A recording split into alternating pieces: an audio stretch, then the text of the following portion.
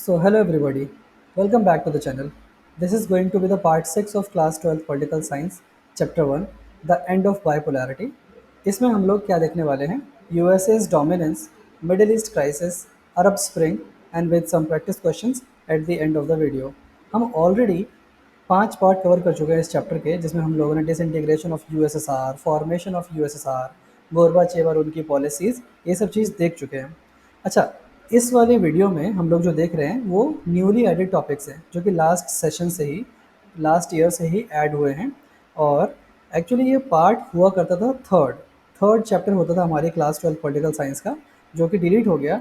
But हमारा syllabus कुछ कम नहीं हुआ, हमें कुछ फ़ायदा नहीं हुआ, क्योंकि वो सारे चैप्टर 3 के जो इम्पोर्टेंट टॉपिक्स थे वो यहाँ पर ऐड कर दिए गए चैप्टर 1 में ही। और उसके अलावा भी कुछ इंपॉर्टेंट टॉपिक्स ऐड कर दिए गए, जैसे कि अरब स्प्रिंग और मिडल ईस्ट क्राइसिस, यहाँ पर आप देख सकते हैं। तो चलिए आज हम शुरू करते हैं अपना पार्ट 6। इसमें हमने न्यूली एडेड टॉपिक्स, जैसे कि मैंने कहा आपको कि फर्स्ट टॉपिक होगा हमारा causes of USA's dominance in the unipolar world. Unipolar world आपको पता है कि जब यूएसए और यूएसएसआर दो महाशक्तियाँ हुआ करती थी, when there was two super power in the world, तो वो वर्ल्ड क्या था? बायपोलर। वहाँ पर दो महाशक्तियाँ थी, दो पोल्स में डिवाइडेड था world. After the disintegration of USSR, now there is only one single super power, that is USA. तो वर्ल्ड कैसा हो गया? यूनिपोलर। यूनिपोलर का मतलब आप समझ गए, एक ध्रुवीय। Now world has become unipolar and only single country is ruling the world. तो अब अमेरिका जो वर्ल्ड में रूल कर रहा है, उसके रूल करने के कुछ इंपॉर्टेंट कारण भी हो सकते हैं।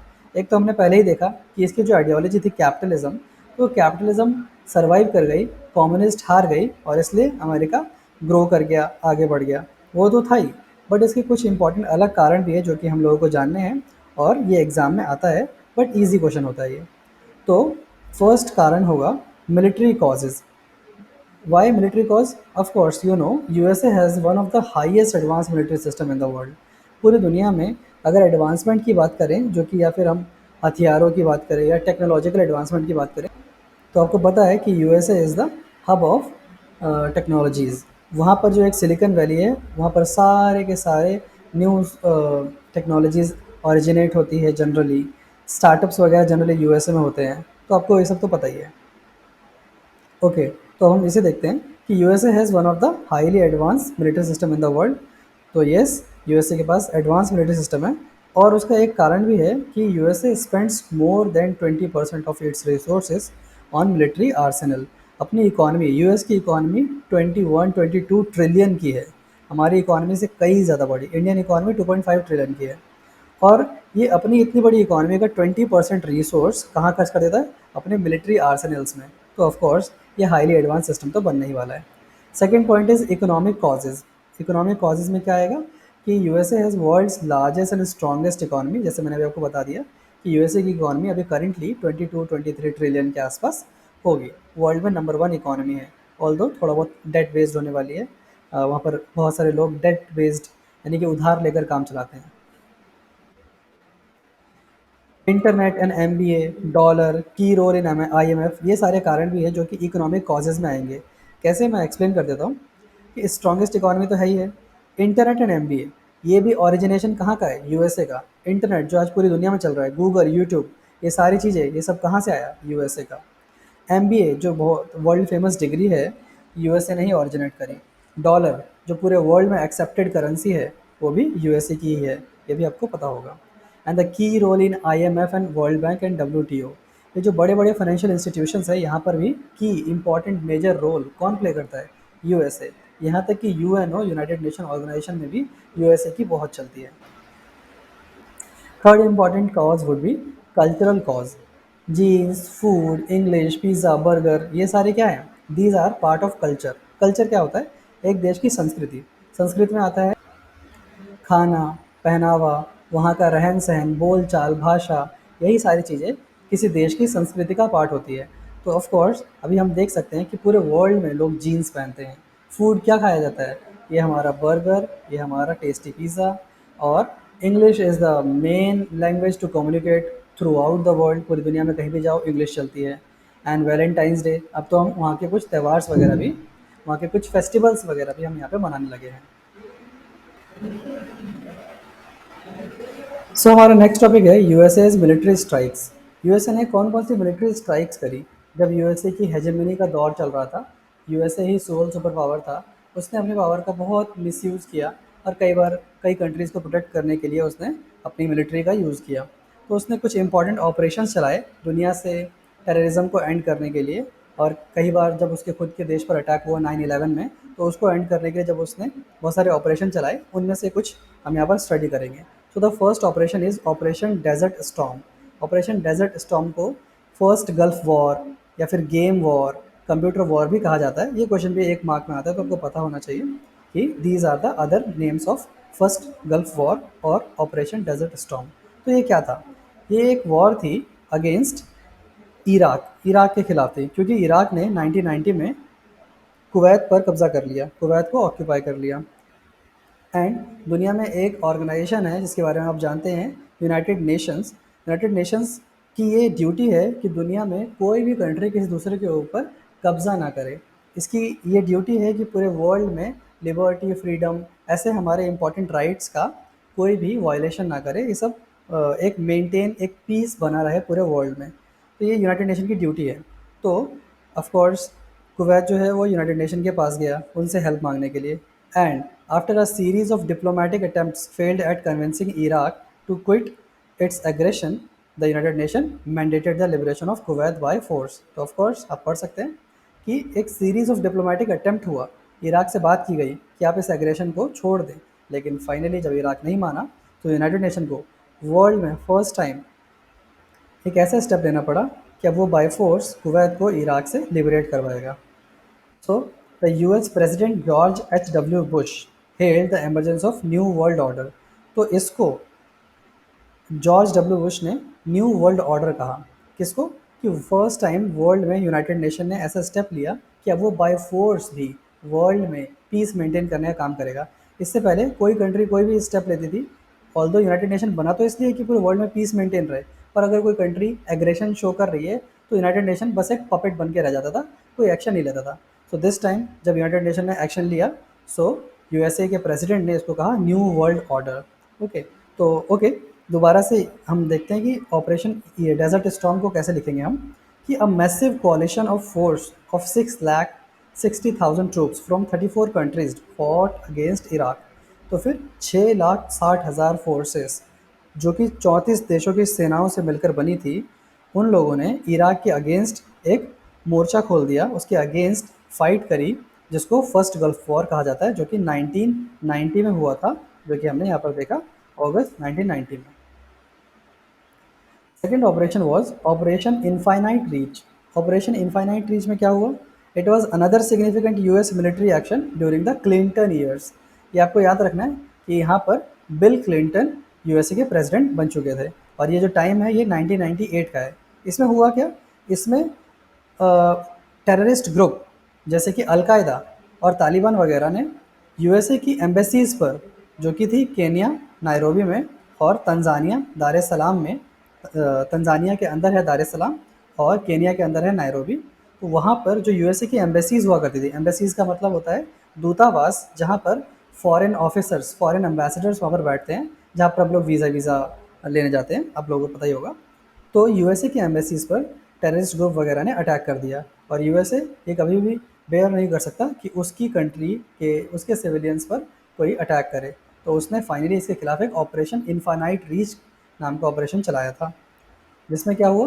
These bombings were attributed to al Qaeda, a terrorist organisation strongly influenced by extremist Islamist ideas. तो ये ऐसा माना गया कि अलकायदा के एक्शंस थे, ये जो बॉम्बिंग हुई है ये अलकायदा ने करी है, और ये एक्सट्रीमिस्ट इस्लामिस्ट आइडियाज़ से इन्फ्लुएंस्ड है। तो इसके खिलाफ इन्होंने ऑपरेशन इन्फानाइट रीच चलाया। President Clinton ordered operation infinite reach, a series of cruise missile strikes on al Qaeda terrorist targets in Sudan and Afghanistan. तो आपको ये सारे कंट्रीज़ के नाम भी याद रखने होंगे, जो कि एक मार्क्स से पूछे जाते हैं। कि हुआ क्या कि अ सीरीज ऑफ क्रूज मिसाइल्स था, क्रूज मिसाइल लॉन्च कर दी गई किस पे? अलकायदा के ठिकानों पर, जो कि सूडान या फिर अफगानिस्तान में हो सकते थे। क्यों? क्योंकि उन्होंने यूएसए की एम्बेसीज पर अटैक कर दिया था। तो यहाँ पर आपको क्लियर है, आपको सूडान, अफगानिस्तान ये याद रखना है कि कहाँ पर उन्होंने अटैक किया। ऑपरेशन का नाम याद रखना है, ऑपरेशन इन्फानाइट रीच। आपको याद रखना है कि यूएसए की एम्बेसीज कहाँ पर थी, तो वो केनिया और तंजानिया में थी, जहाँ पर अटैक हुआ था अलकायदा के द्वारा। And the third important operation is Operation Enduring Freedom by the US government. US की मिलिट्री ने, यूएस की गवर्नमेंट ने जो थर्ड इम्पॉर्टेंट ऑपरेशन चलाया अगेंस्ट द टेररिज्म, वो था ऑपरेशन एंड्यूरिंग फ्रीडम। और ये क्यों चलाया था? ये चलाया था in against of 9/11 attack. 9/11 attack आप लोगों को पता होगा कि on 11 September 2001 19 hijackers hailing from a number of Arab countries, कई अरब कंट्रीज़ के आसपास से के देशों से हाईजैकर्स ने क्या करा, अमेरिकन कमर्शियल एयरक्राफ्ट को हाईजैक कर लिया, प्लेन्स वगैरह को हाईजैक कर लिया। And after take off they flew them into the important buildings in the USA. और वो चाहते थे कि वो सारे एयरक्राफ्ट को यूएसए की इंपॉर्टेंट बिल्डिंग्स वगैरह में क्रैश करवा दें, जिससे कि यूएसए का बहुत नुकसान हो जाए। और इसको फाइनली, इसके खिलाफ जो ऑपरेशन चलाया गया उसको ऑपरेशन एंड्यूरिंग फ्रीडम कहा गया। इसमें और क्या हुआ था, one airline each crash into the north and south towers of the world trade centre. इसकी पिक्चर्स भी उस समय बहुत ज़्यादा वायरल हुई थी, कहीं आप लोग अगर न्यूज़ पर सर्च करेंगे तो आपको मिल जाएगी। ये दोनों, ये जो दो टावर आपको दिख रहे हैं, ये वर्ल्ड ट्रेड सेंटर है। ये बहुत खूबसूरत और टॉलेस्ट बिल्डिंग हुआ करती थी यूएसए की, जिसको जो क्रैश हो गई थी इस वाले अटैक में, जो कि 9/11 का अटैक माना जाता है। A third aircraft crashed into the Pentagon building in Arlington, Virginia, where the US Defense Department is headquartered. तो ये भी आपको एक मार्क्स का क्वेश्चन पता होना चाहिए कि यूएसए का डिफेंस हेडक्वार्टर कहाँ पर है। So that is pentagon and in Virginia, Arlington. Pentagon उसे कहा जाता है और वो वर्जीनिया में है। ठीक है, तो तीसरा एयरक्राफ्ट उन्होंने यहाँ पर अटैक करवा दिया। In the fourth aircraft presumably bound for the Capitol building of the US Congress. US की कांग्रेस, ये कांग्रेस क्या है, यूएस की पार्लियामेंट को कांग्रेस कहा जाता है।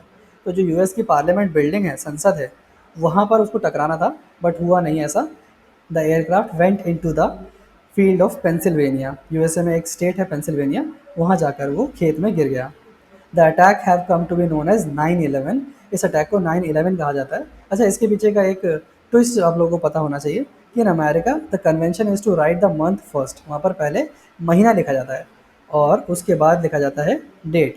तो इसलिए 11 सितंबर में हुआ था, सितंबर 9th यानी कि 9वां महीना होता है, और 11 तारीख थी 2001 में हुआ था, है ना। तो ये आपको पता होना चाहिए, इसमें कंफ्यूज नहीं होना कि डेट क्या है। ईयर 2001 है, बट 9th मंथ था, 11 तारीख थी, तब ये एक्सीडेंट हुआ था, इसलिए इसको 9/11 बोलते हैं। The attack killed nearly 3000 person. As such कोई क्लियर डेटा तो नहीं है, बट यूएसए इससे भी ज़्यादा क्लेम करता है। तो जनरली हमें जो लिखना है कि वो 3000 से ज़्यादा लोग लगभग मर गए थे इस अटैक में। In terms of their shocking effect on Americans, they have been compared to the British burning of Washington DC in 1814। तो ये अटैक और ब्रिटिश के अटैक से कंपेयर किया गया था, जापानीज अटैक से कंपेयर किया गया था, जो कि पर्ल हार्बर 1941 में हुआ था। However, in the terms of loss of life, 9/11 was the most severe attack on US soil। US में पहली बार इतना खतरनाक सिवियर अटैक हुआ था after the founding of the country in 1776। 1776 में यूएसए इस्टेब्लिश हुआ था, वहाँ की एक रिवोल्यूशन के बाद, और उसके बाद आज तक ये पहला ऐसा इंपॉर्टेंट अटैक था। The US response to 9/11 was swift and ferocious. Clinton had been succeeded in the US presidency by George W. Bush। Clinton के बाद अब जॉर्ज H. W. बुश के बेटे जॉर्ज डब्ल्यू बुश आ गए थे, ऑफ द रिपब्लिकन पार्टी। ये Republican parties थे और ये उनके सन थे, जैसे मैंने आपको बता दिया कि, but unlike Clinton, Bush had a much harder view of US interest and of the means by which to advance them. ये थोड़े से खतरनाक प्रेसिडेंट थे, मतलब ये यूएस के इंटरेस्ट को बहुत ज़्यादा प्रमोट करना चाहते थे, और इसलिए इन्होंने बहुत ज़्यादा हार्ड और बहुत ज़्यादा क्रिटिकल स्टेप्स उठाए। As part of its global war on terror, US launched operation enduring freedom. तो इन्होंने ग्लोबल वॉर छेड़ दिया एक ऑन टेरर कि अब मैं दुनिया में किसी भी जगह वॉर को नहीं रहने दूंगा। यहाँ तक कि इन्होंने डिक्लेयर भी कर दिया था कि either you are my side or you are my enemy. इनकी ये जो स्टेटमेंट है ये बहुत फेमस है। यूएसए ने इस टाइम कह दिया था कि या तो आप कोई भी कंट्री, वर्ल्ड में कोई भी कंट्री हो, या तो आप मेरे साइड हो या तो तुम मेरे दुश्मन हो। Either you are my side or my enemy, ऐसा कह दिया था, क्योंकि ये चाहते थे कि दुनिया में कोई भी किसी भी जगह कहीं पर कोई आतंकवादी, कोई टेररिस्ट हो, उसको ये वहाँ से उखाड़ फेंकें। So, against all those suspected to be behind this attack, mainly Al Qaeda and Taliban regime in Afghanistan। तो जनरली इन्होंने जो सस्पेक्ट किया वो किसको किया, तालिबान और अलकायदा को। The Taliban regime was easily overthrown, but remnants of the Taliban and Al Qaeda have remained potent. तो जनरली तो अल कायदा और तालिबान को ईजिली हटा दिया गया था, बट उसके कुछ लोग, कुछ उसके फॉलोअर्स वो ऑलरेडी रह गए थे और अलकायदा तब भी चलता रहा, as clear from the number of terrorist attacks launched by them against western target since. तो तब से लेकर बाद में भी कई बार ऐसे टारगेट किए गए हैं, ऐसे अटैक किए गए हैं अलकायदा के द्वारा, तो जिससे पता लगता है कि वो अभी भी ज़िंदा है, मतलब चल रही है। Some of them were brought to Guantanamo Bay, a US naval base in Cuba. Cuba एक आइलैंड कंट्री है यूएसए के पास, तो वहाँ पर यूएसए का एक नेवल बेस है जिसको ग्वांटनामो बे बोलते हैं। वहाँ पर प्रिजनर्स को लाया गया था। The prisoners did not enjoy the protection of international law, और यहाँ पर इतने स्ट्रिक्ट कानून हैं कि इंटरनेशनल लॉ भी यहाँ पर प्रिवेल नहीं करता। यहाँ पर इवन यूएस रिप्रेजेंटेटिव भी जाकर उन लोगों से नहीं मिल सकते हैं। सॉरी, यूएस नहीं, यूएन रिप्रेजेंटेटिव, यूएन के लोग भी वहाँ जाकर प्रिजनर्स ये नहीं देख सकते कि प्रिजनर्स को राइट मिल रहे हैं कि नहीं मिल रहे हैं। जनरली कैदियों के भी कुछ अधिकार होते हैं। The last important operation is operation Iraqi freedom. ये तो जनरली यूएसए की टेक्निक की वजह से हुआ था, मीन्स कह सकते हैं कि यूएसए ने अपने फ़ायदे के लिए किया था। On 9th March 2003, the US launched its invasion of Iraq under the code name Operation Iraqi Freedom। तो उसने इराक पर एक इन्वेजन कर दिया, ऑपरेशन का नाम था ऑपरेशन इराकी फ्रीडम। डेट आपको पता होना चाहिए, 2003। More than 40 other countries joined in the US lead collision of willing. तो यूएस ने एक ग्रुप बनाया, उसका नाम था कोलिशन ऑफ विलिंग्स, ये भी पता होना चाहिए आपको। और इसमें लगभग 40 से ज़्यादा कंट्रीज़ ने उसको ज्वाइन किया। After the UN refuse to give its mandate to the invasion. UN ने मना कर दिया था, बट फिर भी यूएसए ने आगे इन्वेड किया, क्योंकि यूएसए यूएन में भी डोमिनेट करता है, वो जनरली हर जगह डोमिनेट करता है। The ostensible purpose of the invasion was to prevent Iraq from developing weapons of mass destruction। WMD क्या होते हैं आपको पता होना चाहिए। WMD का फुल फॉर्म है वेपन्स ऑफ मास डिस्ट्रक्शन, ये भी एक मार्क्स में आता है। और WMD मतलब ऐसे खतरनाक हथियार जो मास डिस्ट्रक्शन कर सकते हैं, जो एक ही बार में कई लोगों की जान ले सकते हैं। For example nuclear warfares, nuclear bomb जो होते हैं हमारे, हाइड्रोजन बॉम्ब होते हैं, या ऐसे हथियार जो बहुत ज़्यादा लोगों को मार सकते हैं एक बार में। तो यूएसए कह रहा था कि मैं इराक को इन्वेजन इसलिए कर रहा हूँ कि मैं उसको WMD बनाने से रोक रहा हूँ। बट ऑल्दो ऐसा कहते हैं कि यूएसए की नज़र इराक की ऑयल फील्ड्स पर थी। इराक में तेल निकलता है, कच्चा तेल, क्रूड ऑयल, पेट्रोल। तो यूएसए की नज़र इराक के पेट्रोल पर थी, ऐसा कहा जाता है। तो since no evidence of WMD has been unearth in Iraq, Iraq में ऐसा कुछ नहीं मिला। It is speculated that the invasion was motivated by the other objectives. तो ऐसा हम लोगों को स्पेक्यूलेटेड किया गया, ऐसा माना गया कि यूएसए ने ये सारा इराक के ऑयल फील्ड्स पर कब्जा करने के लिए किया गया है। Although the government of the Saddam Hussein fell swiftly, the US has not been able to pacify Iraq। USA ने सद्दाम हुसैन पर बहुत नेगेटिव इल्ज़ाम लगाए, बहुत इम्पोर्टेंट इल्ज़ाम लगाए, और यहाँ तक कि 2006 में सद्दाम हुसैन को फांसी भी दे दी गई थी। ये सद्दाम हुसैन को इराक का डिक्टेटर माना जाता है। Instead, a full-fledged insurgency against US occupation was ignited in Iraq। तो ऑफ कोर्स जब यूएसए ने ये स्टेप लिया इराक की फ्रीडम वाला, मतलब इराक जब उसने कब्जा किया, तो उसके खिलाफ वो इराक को पैसिफाई नहीं कर पाया, शांत नहीं कर पाया। उसके खिलाफ एक इंसर्जेंसी वहाँ पर स्टार्ट हो गई, यहाँ के वहाँ के लोगों ने विद्रोह कर दिया। While the US has lost over 3,000 military personnel in the war, Iraq casualty are very much higher। तो यूएसए ने वहाँ पर लगभग 3,000 अपने पर्सनल्स यानी कि मिलिट्री के जवान शहीद हो गए, वहाँ पर खो गए, मिलिट्री के जवान वहाँ पर शहीद हो गए, मर गए। बट इराक को बहुत ज़्यादा कैजुअलिटी झेलनी पड़ी।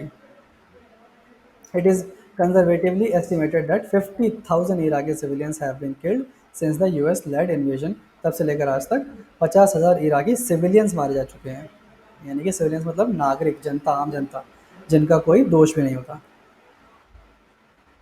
अब एक हमारा इम्पॉर्टेंट टॉपिक है उसके बाद, जो कि है अफ़गान वॉर। अफ़गान में भी एक वॉर चल रही थी, इसके बारे में हम थोड़ा सा जान लेंगे, क्योंकि ये एक करंट टॉपिक है, आपकी बुक में भी मेंशन है, इसलिए मैं इसको पढ़ा रहा हूँ। और ये करंट टॉपिक भी है कि अभी रिसेंटली ही अफ़गानिस्तान ने तालिबान ने दोबारा से अफ़गानिस्तान पर कब्ज़ा कर लिया है। तो उसका एक सीरीज़ थोड़ा-सा हम जान लेते हैं कि after Soviet forces left Afghanistan in 1991, in the year 1994, a group of fundamentalist Islamic group of students took control of the city of Kandahar. तो अफ़गानिस्तान में आपको एक सिटी मिल जाएगी कंधार, जी आप देख सकते हैं यहाँ पर। वहाँ पर एक इस्लामिक फंडामेंटलिस्ट ग्रुप है, तालिबान बोलते हैं। तालिबान का बेसिकली मतलब होता है स्टूडेंट्स। तो वहाँ पे कुछ स्टूडेंट्स थे जो कि यूएस की और वहाँ की तालिबान की, अफ़गानिस्तान की गवर्नमेंट के बीच में जो हो रहे कॉन्फ्लिक्ट से बहुत ज़्यादा परेशान हो गए थे। वो चाहते थे कि अफ़गानिस्तान में शांति बनी रहे। बट हुआ क्या, जब यूएसए की हेल्प से उनको थोड़ी सी पावर मिल गई तो वो खुद ही वहाँ पर डिक्टेटर या टेररिस्ट ग्रुप बन गए। So after Soviet forces left Afghanistan, जब उन्होंने 1991 में सोवियत फोर्सेस वहाँ से चली गई, 1984 में तालिबान ने वहाँ पे कब्जा कर लिया। देवर कॉल्ड तालिबान, जैसे मैंने आपको बताया। The Taliban ruled country also became a safe haven for international terrorist. तो तालिबान जब वहाँ पर रूल करने लगी तो वो टेररिस्ट के लिए एक सेफ हेवन हो गया, मतलब वहाँ पर जाके टेररिस्ट कोई भी अपनी शरण ले सकता है। The attack on World Trade Center in New York, which have came to be known as 9/11, launched by terrorist outfit Al Qaeda, led by Osama bin Laden। ये एक एक्स्ट्रा इन्फॉर्मेशन पता होना चाहिए, 9/11 हम पढ़ चुके हैं। तो वो जो हुआ था, अल कायदा ओसामा बिन लादेन चला रहा था, ऐसा कहते हैं कि ओसामा बिन लादेन के द्वारा ही ये अटैक किए गए थे, which killed US citizens and led to the subsequent war in Afghanistan. और इससे अफगानिस्तान में भी बहुत ज़्यादा वॉर हुई। The war in Afghanistan started in 2001. The Taliban were overthrown in November 2001। Taliban को 2001 में ओवरथ्रो कर दिया गया by British and American armed forces. जैसे कि हमने जाना कि पहले इसको ओवरथ्रो कर दिया गया था, बट अभी इसने दोबारा कब्जा कर लिया है।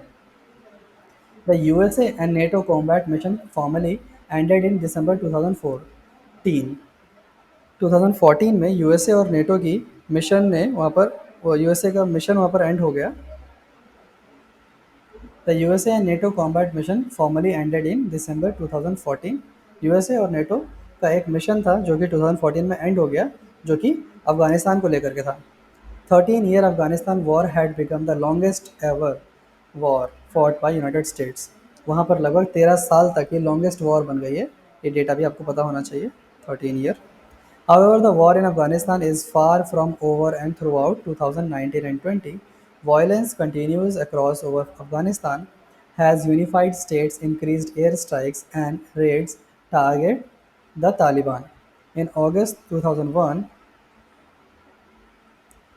in August 2021, Taliban has once again taken over Afghanistan. अगस्त 2021 अभी कुछ पिक्चर्स वगैरह भी रिलीज़ हुई थी जब पूरे तालिबान ने वहाँ पर कब्ज़ा कर लिया था।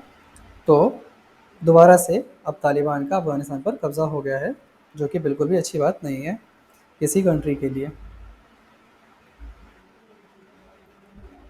हमारा अगला इंपॉर्टेंट टॉपिक होगा democratic politics and democratisation.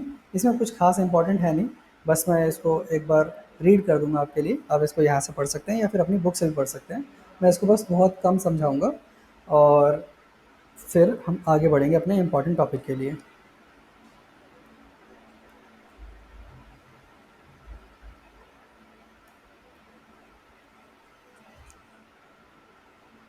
Democratic politics depends on a free flow of information among citizen groups, candidates for public office, rights of citizen and political parties।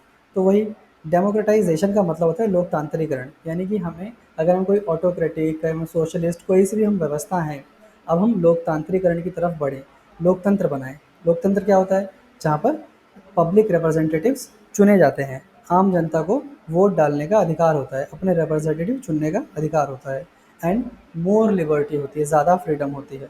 Democratic politics enhances the degree of citizen, जैसे मैंने बताया। Democratization is the process और transition to a more democratic political regime and government.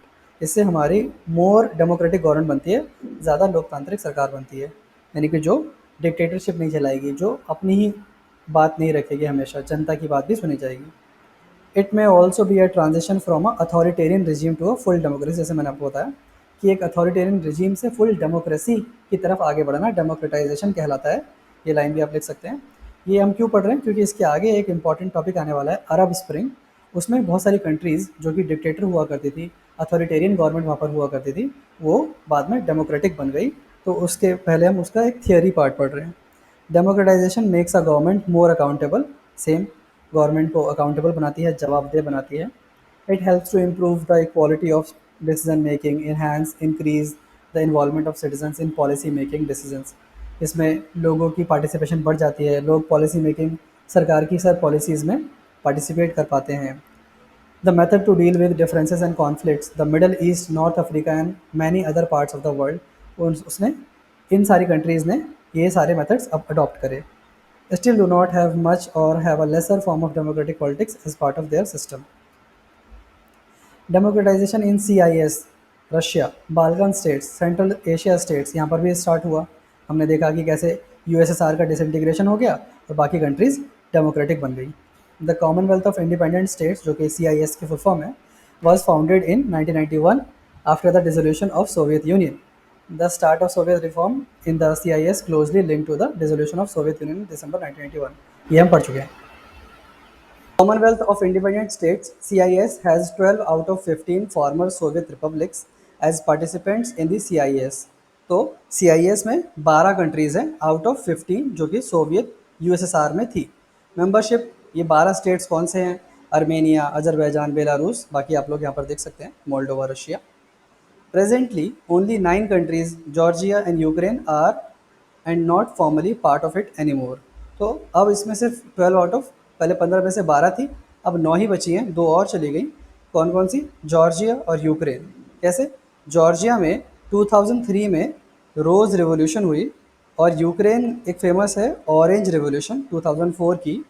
इन दोनों की वजह से वहाँ पर भी डेमोक्रेटाइजेशन प्रोसेस स्टार्ट हुआ, वहाँ पर भी लोग लोकतांत्रिकरण की तरफ बढ़े। लोकतांत्रिकरण का मतलब आपको पहले ही बता चुका हूँ कि अब वो चाहते हैं कि हम उनके देश में भी डेमोक्रेसी आ जाए। Tajikistan and Kyrgyzstan held parliamentary election in 2005। Tajikistan में भी पार्लियामेंट्री इलेक्शन हुए, मतलब वो भी अब लोकतंत्र चाहते हैं।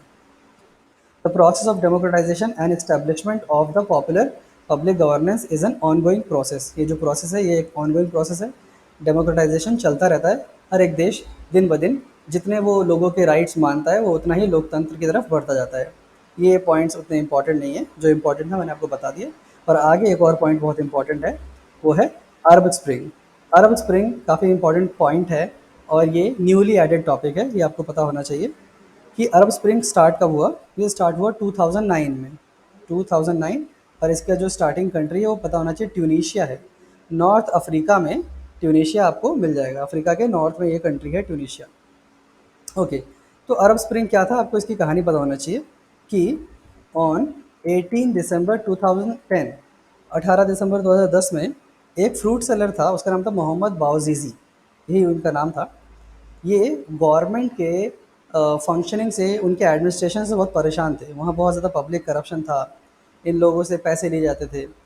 तो इन्होंने उसके अगेंस्ट में उनसे परेशान होकर के, एक पूरी स्टोरी है कि वहाँ पर एक जगह इन्होंने एक अपना फ्रूट का कार्ट लगा रखा था, जैसे फ्रूट का ठेला होता है वो लगा रखा था। और फिर वहाँ पर एक पुलिस वाला आया और उस पुलिस वाले ने इनको परेशान करना स्टार्ट कर दिया और उसके अगेंस्ट इन्होंने अपने आप को क्या करा, सेल्फ इमोलेशन। इसका मतलब होता है खुद को आग लगा ली, पब्लिक में सबके सामने इन्होंने खुद को आग लगा ली। और वहाँ से ये जो प्रोटेस्ट था ये बहुत ज़्यादा स्प्रेड हो गया, वायरल हो गया। एक्चुअली इनकी ये एक्शन की वीडियो किसी ने रिकॉर्ड कर ली और उसको उस समय, ये 2010 की बात है तो तब तक इंटरनेट आ चुका था, उस समय किसी ने इसको रिकॉर्ड करके सोशल मीडिया पर अपलोड कर दिया और ये चीज़ें बहुत तेज़ी से वायरल हुई। और पूरी कंट्रीज़ साथ साथ अलग अलग देशों में, जैसे यमन, बहरीन, लीबिया, इन देशों में भी डेमोक्रेटाइजेशन का प्रोसेस स्टार्ट हो गया। यानी कि लोगों ने अपने डिक्टेटर, तानाशाह सत्ता के खिलाफ आवाज़ उठाना शुरू कर दिया और एक रिवोल्यूशन स्टार्ट कर दिया। तो ये कुछ कहानी थी इसके पीछे की, अभी हम वन बाय वन करके पढ़ लेते हैं कि on 21st century witnessed emergence of a new development for democracy. तो डेमोक्रेसी के लिए न्यू डेवलपमेंट होने लगी। वेस्ट में हुआ कि अरब स्प्रिंग हुआ 2009 में, जो कि ट्यूनीशिया से स्टार्ट हुआ। Hosni Mubarak, who had been in power in Egypt since 1979, also collapsed. तो इजिप्ट में कौन से रूलर थे? होस्नी मुबारक, ये पता होना चाहिए आपको। और ये भी कोलैप्स करे, जो कि 1979 से रूल कर रहे थे। आप देख सकते हैं कि इन मैसिव प्रोटेस्ट के कारण उनको भी अपनी सत्ता छोड़नी पड़ी। तो in addition Yemen, Bahrain, Libya, Syria, in countries में भी ये चीज़ें स्टार्ट हुई। देखो ये रहा ट्यूनीशिया, अफ्रीका के नॉर्थ में, मैंने जैसे आपको कहा था। लीबिया ये रहा, और अल्जीरिया यहाँ पर है, ये अफ्रीका में है, तो ये आप देख सकते हैं। सो इमीडिएट कॉस्ट क्या था, जो मैंने आपको कहानी सुनाई वही। It was sparked by the first protest that occurred in Tunisia on 18 December 2010. 18 दिसंबर 2010 में एक फ्रूट सेलर जिसका नाम था मोहम्मद बावजीजी, और उसने सेल्फ इमोलेशन कर लिया, खुद को आग लगा ली, जिसके खिलाफ फिर प्रोटेस्ट स्टार्ट हो गए। These protest were against corruption, wanting increased political participation. लोग चाहते थे कि हमारा भी पॉलिटिकल पार्टिसिपेशन बहुत ज़्यादा बढ़े, हमें भी राइट्स मिले। In 2019, multiple uprisings and protests happened in Algeria, Sudan, Iraq, Lebanon, Egypt have seen a continuous Arab Spring। तो यहाँ पर ये सारे के सारे कंट्रीज़ जो हैं मिलकर प्रोटेस्ट करने लगे। ये भी चाहते थे कि इनके देश में भी डेमोक्रेसी आ जाए, लोगों को राइट्स मिले। ओके, तो फिर अरब स्प्रिंग में इसके बाद आपको देखना होगा कि उसके कॉन्सिक्वेंसेस क्या हुए। ये क्वेश्चन ज़्यादा बड़ा नहीं आता है, बस इतना पूछेंगे कि अरब स्प्रिंग क्या था, या मेजरली पूछेंगे कब हुआ, कौन से देश से स्टार्ट हुआ। हाँ, इसके कॉन्सिक्वेंसेस आपको पता होना चाहिए कि मेजरली जो भी कंट्रीज़ अभी मैंने आपको नाम बताया, बहरीन, लीबिया, इन कंट्रीज़ में यहाँ पर डिक्टेटरशिप चलती थी। जनरली कोई भी प्रेसिडेंट, प्राइम मिनिस्टर आकर के सत्ता पे काबिज़ हो जाते थे और फिर सत्ता से हिलने का नाम नहीं लेते थे।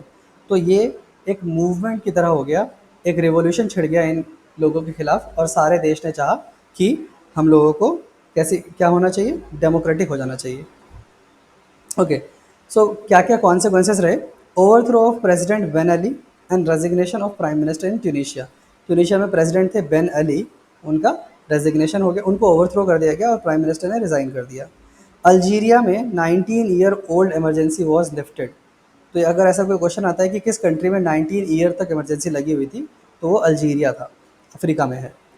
इन Jordan, king Abdullah dismiss the prime minister and his cabinet. Jordan में किंग अब्दुल्ला ने अपने प्राइम मिनिस्टर और पूरी कैबिनेट को ही डिसमिस कर दिया। ये इफेक्ट थे, ये कॉन्सिक्वेंसेस थे अरब स्प्रिंग के। Economic concessions were made in Saudi Arabia and Oman.